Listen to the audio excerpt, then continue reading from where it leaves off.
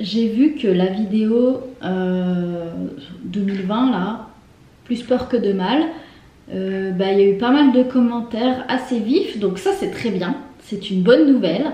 Simplement ce que je voulais rajouter, c'est que je n'ai ni besoin d'avoir raison, ni besoin d'avoir tort. C'est juste un avis, il ne faut pas du tout se prendre la tête. J'ai juste parlé de discernement et c'est bien que ça ait fait réagir parce que ça permet d'ouvrir un peu des portes, quoi. De se poser un peu des questions. Et si vous n'êtes pas d'accord, franchement, tant mieux, c'est super. Je voulais simplement, ça va être très court aujourd'hui, partager d'autres façons de s'informer. Parce que c'est vrai que, moi je parle de la France, je vis en France, on a tendance à ne pas aller chercher d'autres informations des autres pays et puis avoir finalement qu'une seule source d'information. Donc l'idée c'est de recouper un petit peu les infos, de se faire son propre avis. Moi j'ai toujours été passionnée par la géopolitique, par les personnalités, enfin voilà, il y a beaucoup de choses qui me passionnent. C'est peut-être un côté chez moi que vous ne connaissez pas, mais voilà, j'ai pas forcément envie non plus d'en parler parce qu'il y en a qui le font déjà très bien et je pense que ce n'est pas mon rôle d'en rajouter. Voici quelques sources de chaînes et de médias qui vous aideront un petit peu à voir un peu les choses autrement et à multiplier aussi ces sources d'informations. Mais n'en faites pas une overdose.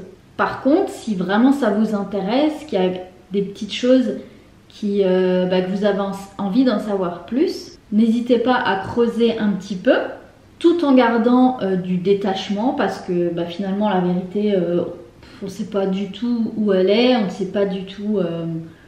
avec une même information, on peut passer 10 000 messages. Chaque personne a ses propres filtres, donc du coup on peut vraiment partir dans tous les sens et avoir notre propre interprétation. Et comme je l'ai dit dans la vidéo, le but c'est pas de convaincre ou de débattre, simplement c'est d'apporter un peu des clés différentes et de pas non plus être focalisé dans son quotidien et puis de pas trop de fermer les yeux sur certaines choses parce qu'on n'a pas envie de les entendre. Donc voici la petite liste que je vous ai préparée, je vous mettrai les liens dans la barre d'infos. Donc n'hésitez pas à aller voir les articles écrits de France Soir qui sont très bien faits. Les interviews, les émissions de Sud Radio, ils sont vraiment top, c'est vraiment très intéressant.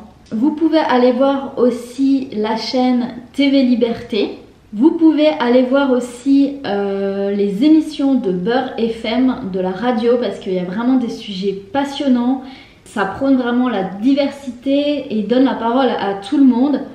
Donc c'est hyper intéressant. Et il y a vraiment, sur toutes ces chaînes, tous ces médias, il y a vraiment des informations à l'infini. Donc là, on a de quoi faire. Vous pouvez aussi aller découvrir le travail de Radio Québec. Mais aussi, vous pouvez aller voir les émissions de Silvano Trotta. Il y a des super vidéos traduites de la chaîne Le Fils de Pangolin. Parce que c'est vrai qu'en tant que francophone, peut-être qu'on ne maîtrise pas vraiment l'anglais, qu'on ne le comprend pas parfaitement. Et alors qu'il y a vraiment des vidéos en anglais qui sont très intéressantes et qui méritent justement le détour. Donc cette chaîne, ce qui est bien, c'est que du coup, la personne traduit des passages de vidéos importants. Ou encore, c'est encore une chaîne de live qui s'appelle Les Décodeurs. Vous pouvez aller découvrir ça. Toutes ces informations, prenez-les avec des pincettes. Comme je vous ai dit, faites appel à votre discernement. Et puis, si l'actualité ne vous intéresse pas...